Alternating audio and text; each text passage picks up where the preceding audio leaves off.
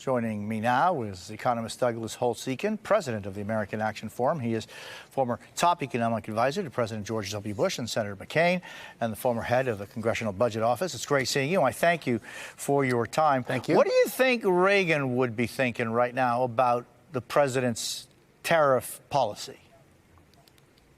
Oh, he was not a fan of this kind of economic policy, no question about it. He was a big believer in keeping taxes low and flat and not interfering with the economy. This is a major tax increase. I don't think people quite realize that what he announced is comparable to simply letting the 2017 law sunset.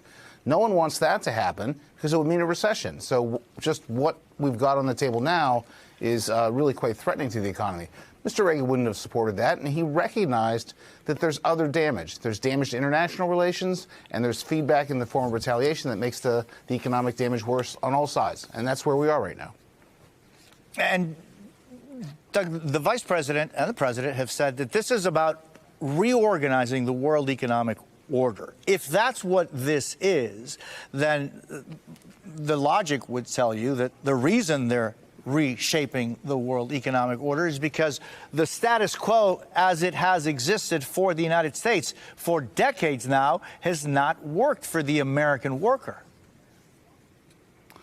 I think this is a naive view of the global economic order and the American economy. The notion is that somehow manufacturers are going to rush into the United States, build factories, and employ people in manufacturing.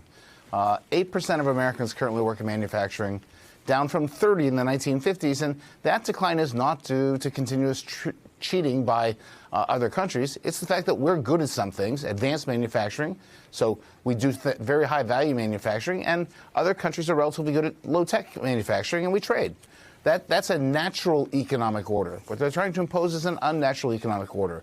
The tariffs are supposed to balance trade between every country in the United States. Trade balances come from capital flows, trade and services, which they ignore entirely. We have trade surpluses with 130-odd countries. So this naive view that we can pick a tariff, balance trade, get people to jump back in the United States is at odds with the global economic order. It's not going to reshape it. It's going to impose big costs, and those costs are being borne by Americans and American workers in particular. Doug, what do you say to people like Mr. Capone, who I spoke with yesterday at this hour? He owns a steel and iron manufacturer in Massachusetts. And he says that there are many people like him, which are family-owned iron and steel manufacturers, who have been for decades fighting for survival because of the dumping of iron and steel by other countries into the United States of America. They live the reality of other companies' materials coming in here, undercutting them in ways that they can't compete. Well, I'd say a couple things, Jose. I mean, number one, I'm familiar with the steel industry. I grew up in Pittsburgh in a steel family.